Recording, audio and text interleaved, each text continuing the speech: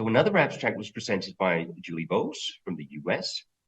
And this was also a study looking at optimization of the side effect profile of epcoritamab.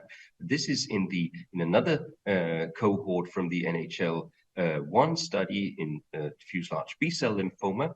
This is the study which was the background for the approval of epcoritamab in this clinical setting, which is the treatment of large B-cell lymphoma with 2 or more prior treatment lines.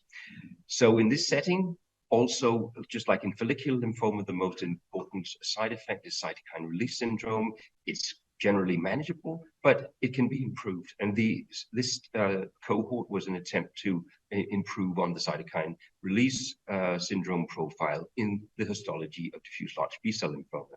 This is an overview of the study as it's given. So patients are given weekly epcoritamab for the first 3 cycles, and then twice a month, bi-weekly, and then from cycle 10 and onwards every 4 weeks. And in this cohort, patients were, instead of any steroid, prednisolone or methylprednisolone, given dexamethasone instead of the more commonly used steroids. This had a marked effect on the side effect profile. I'm skipping quite quickly to the results of this optimization.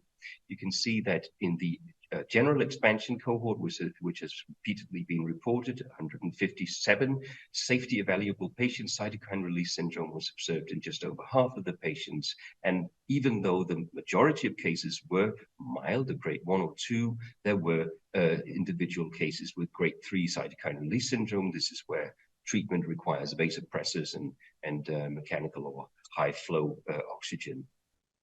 And look at the cytokine release syndrome frequencies after the optimization, including not only dexamethasone instead of any steroid, but also an improved hydration schema, as noted on the right.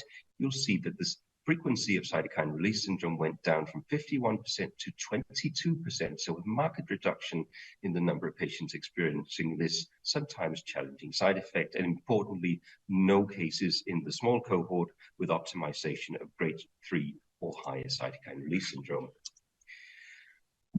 This was not only seen clinically, but also when measuring the predominant cytokine leading to cytokine release syndrome, interleukin 6, you can see that with the optimization regimen, much lower concentrations in plasma of interleukin 6 than observed in the pivotal cohort of 157 patients, where dexamethasone was not mandatory in use.